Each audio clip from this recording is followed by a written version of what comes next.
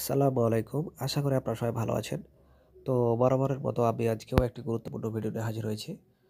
তো আমাদের আজকের আলোচনার বিষয় হচ্ছে আমরা অ্যাপস ছাড়াই কিভাবে করে আমাদের ফোন দিয়ে আমরা কল রেকর্ড করব অটোমেটিক। তো চলে যাই, শুরু করা যাক। তো কল রেকর্ড করার জন্য আমরা প্রথমেই আমাদের ডায়ালার প্যাডে চলে যাব। তো আমি আমার ডায়ালার প্যাডে ট্যাপ করলাম। তো ট্যাপ করার পর দেখতে পাচ্ছেন এখানে ডায়াল প্যাডটি ওপেন হয়েছে। তো আমি এখন চলে যাব ফোনের উপরের দিকে যে 3 ডট মেনু আছে সেখানে আমি ট্যাপ করলাম। তো ট্যাপ করার পর দেখেন একটি পেজ ওপেন হয়েছে। তো নিচ দিকে দেখতে পাচ্ছেন এখানে একটা অপশান আছে সেটিং।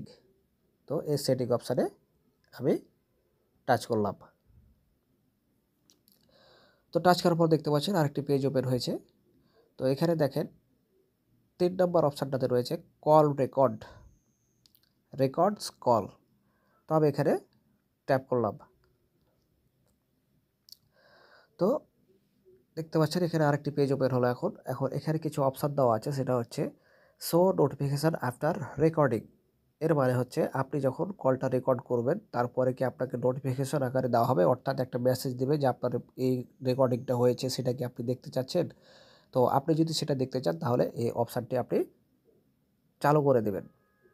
আর যদি মনে করেন যে আমি রেকর্ডিং করার পর আমাকে কোনো মেসেজ দেওয়া না হোক বা আমাকে নোটিফিকেশান করা না হোক, তাহলে আপনি এটা অফ করে দেবেন। সেটা আপনার পার্সোনাল ব্যাপার। আপনি যদি দেখেন তাহলে আপনি চালু করবেন, আর যদি বন্ধ রাখেন তো বন্ধ রাখবেন।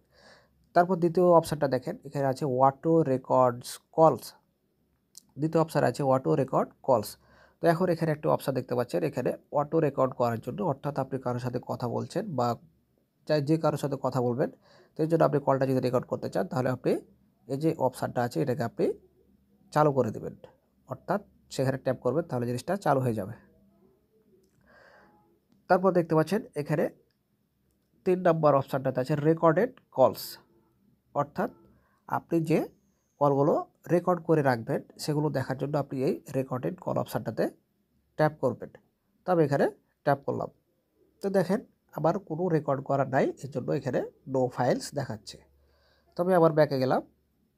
তারপর দেখেন এখানে একটি অপশান আছে 4 নম্বরে আছে স্টোরেজ লোকেশান, অর্থাৎ আপনি যে রেকর্ডিংটা করবেন এটা আপনি মেমোরি কার্ডে করবেন না আপনার ফোনের জায়গাতে করবেন, সেটা এখানে সিলেক্ট করেন। তো এখানে স্টোরেজ লোকেশানে আমি ট্যাপ করলাম। ট্যাপ করার পর দেখতে পাচ্ছেন এখানে দেখাচ্ছে ইন্টারনাল স্টোরেজ, অর্থাৎ আপনার যে রেকর্ডিংটা করবেন এটা আপনি কোথায় রাখবেন, আপনার ফোনের যে জায়গা আছে আপনি সেটাতে রাখবেন না এসডি কার্ড, অর্থাৎ আপনার যে মেমোরি কার্ড আছে আপনি সেটাতে করবেন। তো আপনার পার্সোনাল ব্যাপার, সেটা আপনি কোথায় কোন জায়গাতে আপনি এটা সেভ করবেন সেটা আপনি সেভ করে নেবেন। তো আমারটা ইন্টারনাল স্টোরেজ, অর্থাৎ আমি আমার এটা ফোনেই রাখতে চাই, এই জন্য আমি ইন্টারনাল স্টোরেজেই ট্যাপ করে রেখে দিলাম। তো এই ছিল আজকের মতো। দেখা হবে পরবর্তীতে নতুন কোনো গুরুত্বপূর্ণ ভিডিও নিয়ে। সে পর্যন্ত সবাই ভালো থাকবেন। আল্লাহ হাফেজ।